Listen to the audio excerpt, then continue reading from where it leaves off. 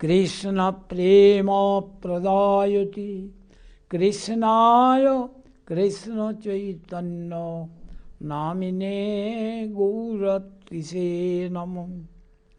हे कृष्ण करुणा सिंधु दीनबंधो जगत्पते गोपेश गोपिका कांत राधा कांत नमोस्तुते। तप्त कांचन गौरंगी राधे वृंदावनेश्वरी वृषभानुसुते देवी प्रणमामि हरिप्रिये। भक्त्या विहीना अपराधलोक्खै क्षिप्ताश्च कामादि तरंगमध्ये कृपामयी त्वं शरणं प्रपन्ना वृंदे नुमस्ते चरणारविंदम। श्रीकृष्ण चैतन्य प्रभु नित्यानंद श्री अद्वैत गदाधर श्रीवासादि गौरभक्तवृंद। हरे कृष्ण कृष्ण कृष्ण हरे हरे हरे राम राम राम हरे हरे।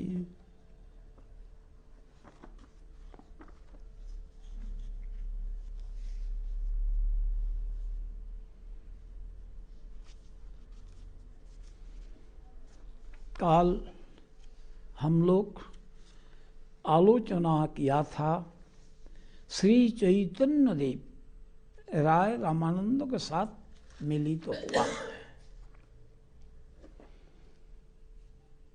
कैसे संग होता है, दूसरी का महिमा देखे तब उनका संग से फायदा होता है। इसको आचरण दिखाया। चैतन्य देव वहाँ स्नान करके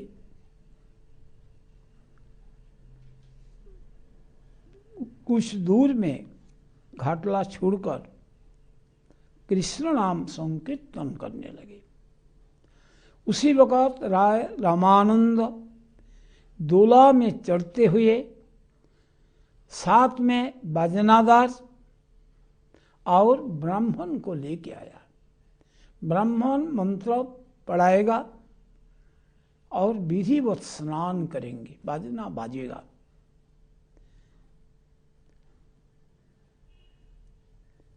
चैतन्य देव उनको देखते ही जान लिया ये राय रामानंद। और रामानंद भी एक अपूर्व सन्यासी, ऐसा सन्यासी पहले कभी देखा नहीं।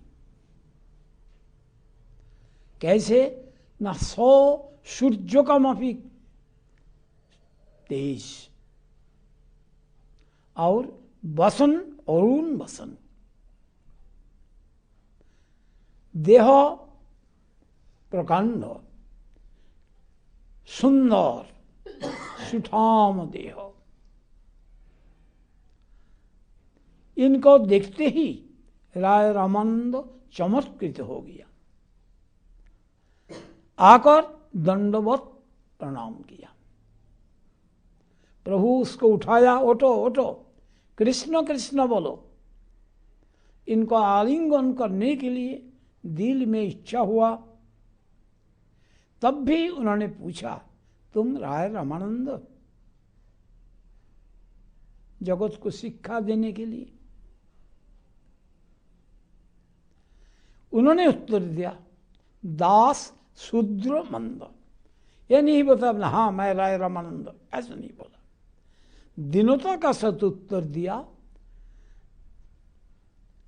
हूं दास शूद्र मंद। मैं दास शूद्र मंदभग्य। तब प्रभु उनको दृढ़ आलिंगन किया। प्रेम का आवेश से प्रभु और भृत्य दोनों ही अचेत। स्वाभाविक प्रेम हृदय में उदित हुआ।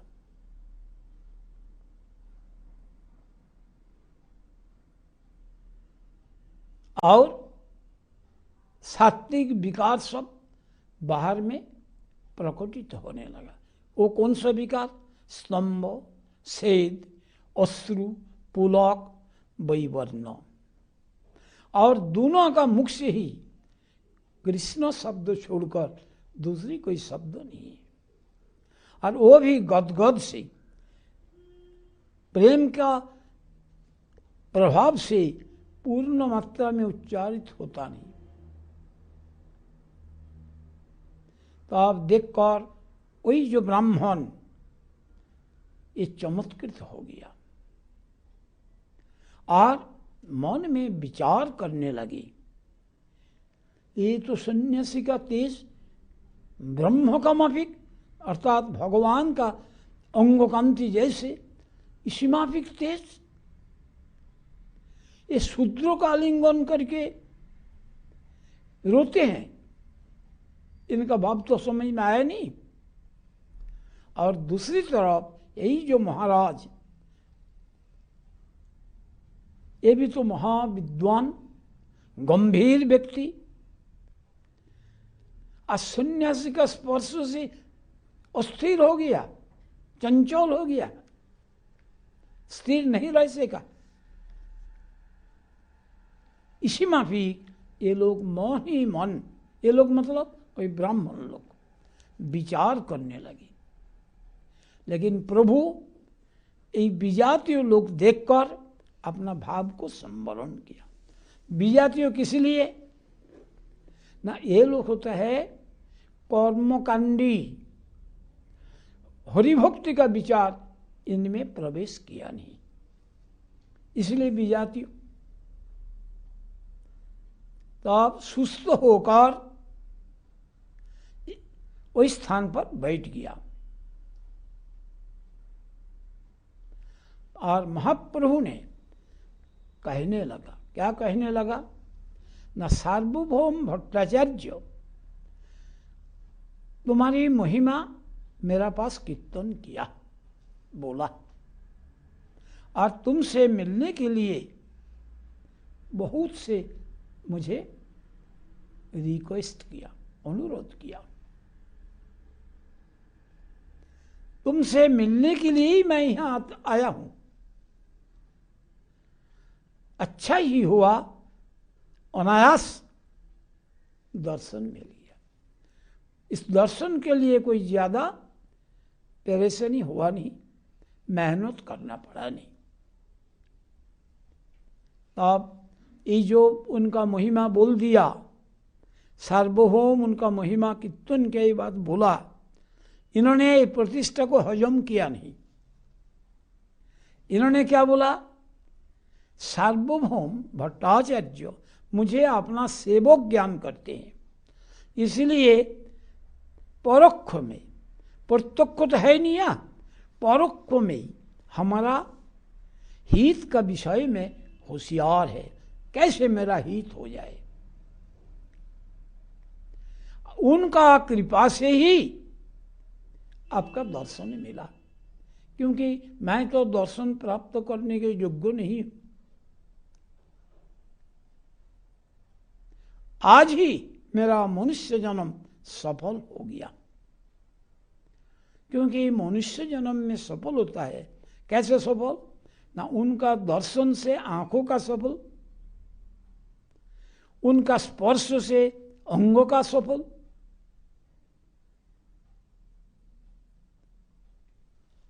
ऐसे सार्वभौम में तुम्हारी कृपा तार यही चिन्ह। आप जो सार्वभौम को कृपा किया ता उसका प्रमाण क्या ना, मैं तो अस्पृश्य, अस्पृश्य मतलब स्पर्शन करने का योग्य नहीं हूं। मुझको भी आप स्पर्श किया उनका प्रेम का अधीन होकर, हमारा योग्यता से नहीं, सार्वभौम का प्रेम का अधीन होकर अस्पृश्य जो मैं हूं, मुझको स्पर्श किया। कैसे ना एक तरफ तो आप साक्षात नारायण ईश्वर और मुई राजसेवक विषयी शूद्र अधम। कितना नीचे मैं और आप कितना ऊपर है। और मुझको स्पर्श करने से आप घृणा किया नहीं, घृणा मतलब हेट। और वेद को भी भय किया नहीं, वेद में निषेध है शूद्र को स्पर्श करना। तुम्हारा कितना कृपा इतना प्रबला है, वो कृपा का प्रभाव से, कृपा का बल से आप इस माफिक निंदो कर्म कर लिया। जो कर्म से निंदा प्राप्ति होता है वो काम भी कर लिया। किस लिए? तुम्हारा कृपा से। कृपा इतना प्रबला जो वो भी आपसे करा लिया। आप साक्षात ईश्वर, आपका बारे में कौन जान सकते हैं? मुझको निस्तार करने के लिए ही आपका यहां आगमन हुआ। उन्होंने बोला मैं तुम्हारे साथ मिलने के लिए आया, और इन्होंने उत्तर दिया आप मुझे उद्धार करने के लिए, निस्तार करने के लिए यहां आया है। आप परम दयालु, आप पतित पावन। मैं पतित हूं, मुझको पावन करने के लिए आया। किस लिए? ना महान तो स्वभाव यही तारीते पामोर, निज कार्य नहीं तबु जान तार घर। ये महत का स्वभाव है पामोर को, पतित को त्राण करने के लिए अपना कुछ काम ना रहने से भी वहां जाते हैं। अपना काम नहीं है, सिर्फ उनको त्राण करना, उनको उद्धार करना। प्रमाण दे दिया भागवत का 10वें स्कंध में। महत विचलनम नृणम गृहीणम दीनचेतसम निःश्रेयसाय भगवन नन्यथा कल्पते क्वचित। हे भगवन, दीन चेता जो गृही लोग, ये लोगों का नित्य मंगल साधन के लिए ही महत व्यक्तियों ने वही दीनचेता गृही का घर में जाते हैं, और कोई कारण नहीं है, एक ही कारण। तो इसीलिए आप जो मिलने के लिए, आपका कुछ कारण नहीं है। मेरा जैसे दीन को मंगल साधन करने के लिए यहां आया। उन्होंने बोला आपको मिलने के लिए आया, शोधन करने के लिए। और संग संगे प्रमाण दिया, अमार संगे ब्राह्मणादि सहस्र के जौन, तुम्हार दर्शन सवार द्रवीभूत मन। हमारा साथ में हजारों ब्राह्मण, नौकर, ये सब आया, पहरादार। आपका दर्शन से सबका दिल पिघल गया। कृष्ण हरि नाम सुनी सवार बदने, सवार अंग पुलकित अश्रु नयने। सभी कृष्ण हरि नाम बोलते हैं, पहले तो नहीं बोलता था, और सबका अंग पुलकित हो गया, आंखों में आंसू आ गया।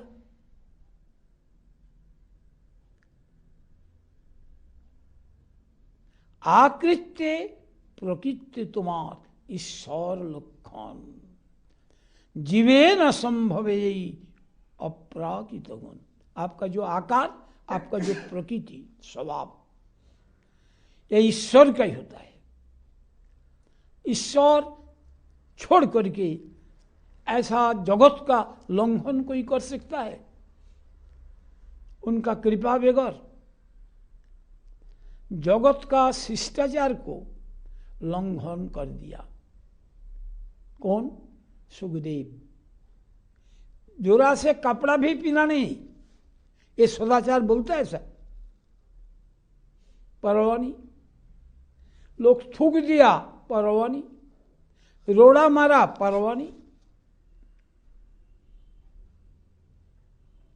किस लिए? परवाह नहीं ना। वही भगवत प्रेम में इतना ही विभोर हुआ, ये जगत का तरफ ध्यान देने के लिए उनका मौका ही रहा नहीं। कोई ये नहीं। तो यही आपका गुण देखा जाता है। ये जिम में संभव नहीं। जिम कभी ऐसा समाज को उल्लंघन नहीं कर सकता है, सामाजिक क्रिया को मानने पड़ता है। प्रभु कहे तुम्ही महाभागवतोत्तम, तुम्हार दर्शन सवार द्रवहील मन। इन्होंने कहा आपका दर्शन से ये हमारा साथी हजारों ये सब कृष्ण हरि बोलने लगा, ये आपकी महिमा। और प्रभु क्या उत्तर दिया? आप महाभागवत, आपका दर्शन से ही सबका दिल द्रव हो गया। द्रव मतलब पिघलित हो गया। किस लिए? महाभागवत कौन है? कहते हैं जहार दर्शने मुखे ऐसे कृष्ण नाम, ताहारे जानिबे तुमी वैष्णव प्रधान। वैष्णव तीन कैटेगरी का, कनिष्ठ, मध्यम, उत्तम। कनिष्ठ कौन है? एक कृष्ण नाम जहार बदने से वैष्णव, उसको जिनका एक कृष्ण में जिनका बदन में है वो वैष्णव है। उनका चरण भजना करो। और निरंतर कृष्ण नाम जहार बदने, जिन्होंने निरंतर कृष्ण नाम करते हैं ये मध्यम है। और जिनका दर्शन से ही दूसरे लोग भी कोई कृष्ण नाम लेते हैं, भगवान का नाम लेते हैं, ये उत्तम भागवत। तो आपको दर्शन से ही ये लोग उनका चित्त विगलित हुआ, इसलिए आप उत्तम भागवत है। फिर ये लोग उनका बात छोड़ दीजिए, हमारा बात लीजिए। अन्येर की कथा, आमी मायावादी सन्यासी। दूसरे को बात छोड़ दीजिए, मैं तो मायावादी सन्यासी, मैं तो कृष्ण नाम नहीं लेता। हमारा ड्यूटी है सोहम अहं ब्रह्मोस्मि, कोपी न बंत खलु भाग्यवंत, भिक्खन्न मात्रे न चतुष्टिमंत। और क्या करना? लेकिन मैं भी आपका स्पर्श से कृष्ण प्रेम में विभोर हो गया। इन्होंने कहते हैं तुम्हारी स्पर्श से, और उन्होंने कहते हैं आपका स्पर्श से। एक दूसरे को गुण देखना, और देखना बोलने से देखा नहीं जाता, अधिकार है तो दिखेगा। এই জানি কঠিন মোর হৃদয় শোধিতে, সার্বভৌম কহিলেন तुम्हारी मिलिते। सार्वभौम जान लिया कि मेरा जो हृदय ये वज्र। वज्र क्यों? अपराधी, भगवत चरण में अपराधी, क्योंकि अपना आप को वही वस्तु मानता हूं। हमारा गुरुजी अंबाला में जब प्रथम गया था, उस वक़्त पहले दिन इतना आदमी आया, खड़ा होने के जाएगा नहीं सनातन धर्म मंदिर में। लेकिन गुरुजी का कथा सुनने के बाद आधी से आधी हो गया। तो हमारा पुरी महाराज वो दुखी हुआ, ये लोग हमारा बात समझेगा नहीं। यहाँ जो है ये उल्टा पलटा कीर्तन होता नहीं था।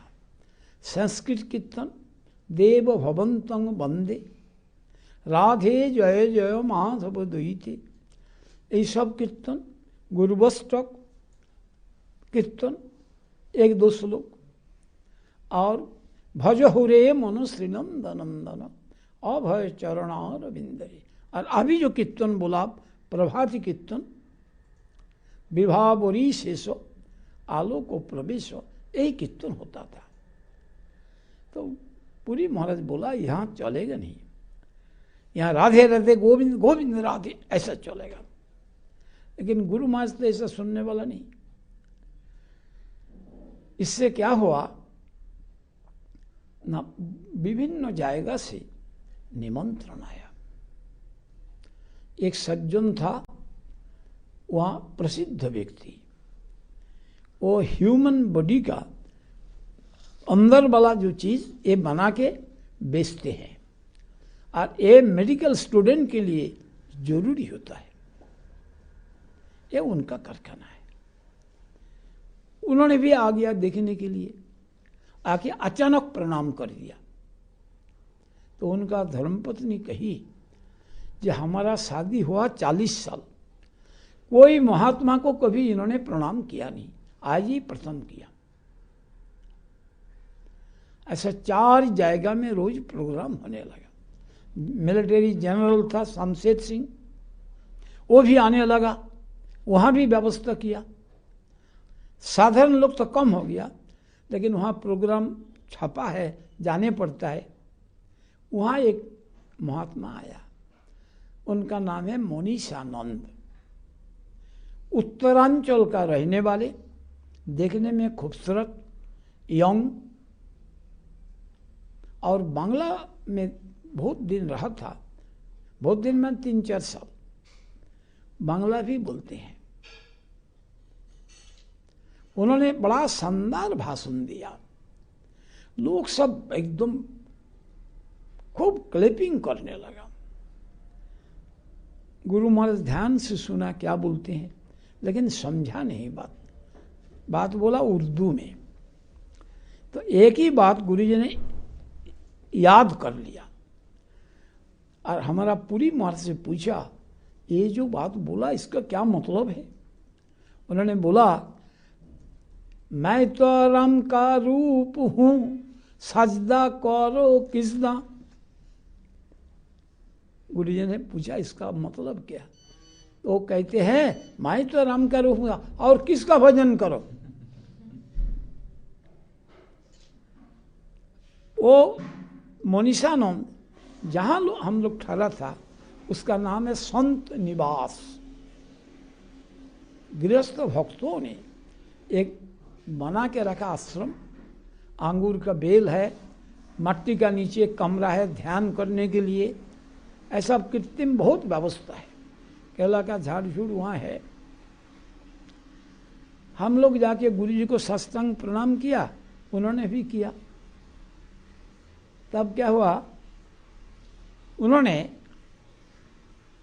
गुरु जी ने आसन दिया, उनको बैठाया। गुरु जी ने तारीफ किया, आप जो भाषण दिया बड़ा शानदार भाषण, लेकिन मैं तो उर्दू जानता नहीं, समझ में आया नहीं, इसका क्या मतलब? तो उन्होंने बोला, जैसे पुरी महाराज बोला, मैं तो राम करूं, किसका भजन करो? तो गुरु जी ने बोला, आप राम है, राम का अंदर में जो गुण है ये आप में है। राम ने पत्थर को समुद्र का ऊपर रखा था, वो डूबा नहीं। आपने छोटा से एक पत्थर को ये पानी में रख के दिखा दीजिए। राम ने सप्तताल भेद किया। आप एक केला का झाड़, यहां केला का झाड़ है, इसको भेद करके दिखाइए। जब राम का रूप नहीं है, आपका योग्यता नहीं है, तो ऐसा बोलने से क्या फायदा? उन्होंने क्या बोला, सभी बोलता है, मैं भी बोलता हूं।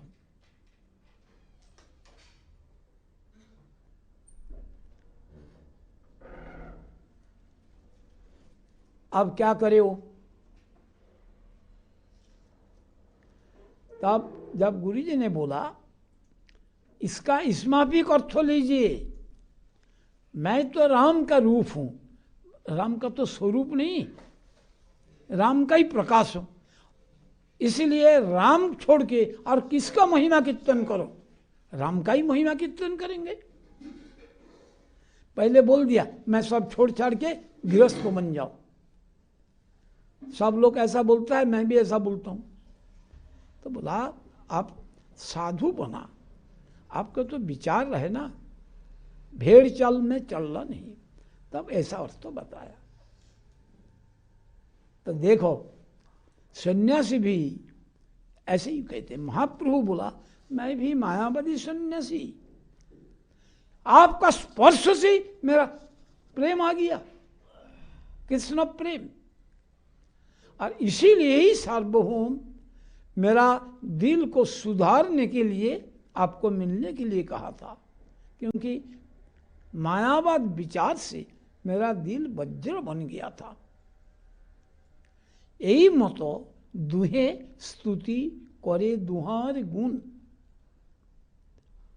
दुहे दुहार दर्शने आनंदित मन। एक दूसरी को दर्शन से दोनों ही आनंदित, और एक दूसरी का महिमा ही देखते हैं। महिमा ना देखने से, अर्थात देखने का योग्यता ना होने से सरेंडर कैसे करेगा? जो जिस विषय में आग्रह रखते हैं उस विषय में जहां महिमा है वहीं जाएगा। एक पहलवान उससे बड़ा पहलवान का तरफ जाएगा, विद्वान बड़ा विद्वान का तरफ जाएगा। जिसका शब्दों का अनुशीलन करना है, गाना गाते हैं, वो जो अच्छा गाना गाते हैं वही तारीफ करेगा उसको ही। सब एक को करता है, कभी संभव नहीं। उड़ीसी नृत्य होता है, देखा कभी? अभी उड़ीसी नृत्य में प्रधान था एक सतपति, नाम याद नहीं होता है अभी। वो वहां गया पटना में, नृत्य दिखाया। तो लालू प्रसाद यादव चीफ मिनिस्टर, वो बोलते ये क्या किया, समझ में आया नहीं। और ये अमेरिका वगैरह सारा घूम के आए, सारा प्रशंसा उनको मिला। लेकिन लालू प्रसाद क्या बोला, इसका क्या मतलब है? लालू प्रसाद का लड़की मीशा, उनका शादी कराया। तो वो हमारा चंदन नगर से, कलकत्ता का नज़दीक, वहाँ से डेकोरेटर ले गया। वहाँ जाकर लाइट को डेकोरेशन किया। लालू उसको तारीफ करता, हाँ कारीगर है। कितना रुपया लिया था? 40 लाख, और इलेक्ट्रिक डेकोरेशन के लिए। रास्ता घाट सबका ऐसा कर दिया, उसका तारीफ कर सकेगा। लेकिन यही जो उड़ीसी नृत्य, इनको नहीं कर सकेगा। समझ में आया नहीं?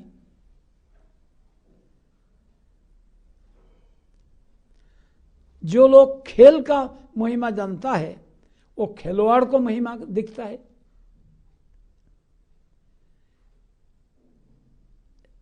बहुत दिन पहले की बात, मैं जोसड़ा मठ में है, एक लड़का रोते रोते आ गया मेरा पास कहने के लिए। किस लिए? मैं एक खिलवाड़ का नाम लिया, वो और खेलेगा नहीं, पैर में चोट आया, इसलिए बेचारा रोते रोते आ गया। वो खबर देने के लिए ऐसा हो गया। क्या होगा? बेट रखता है कौन जीतेगा, और जीतने से ही खिलाने पड़ेगा। खेलता तो वो, फायदा तो उनका, ये क्यों यहां मरता है? उनका महिमा दिखते हैं।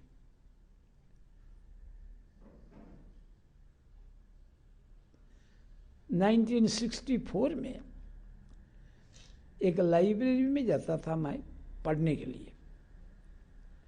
और हमारा मठ का काम है, काम देख रेख करता हूँ, हॉल बना रहा हूँ और पेपर पढ़ने के लिए वहाँ जाता था लाइब्रेरी में।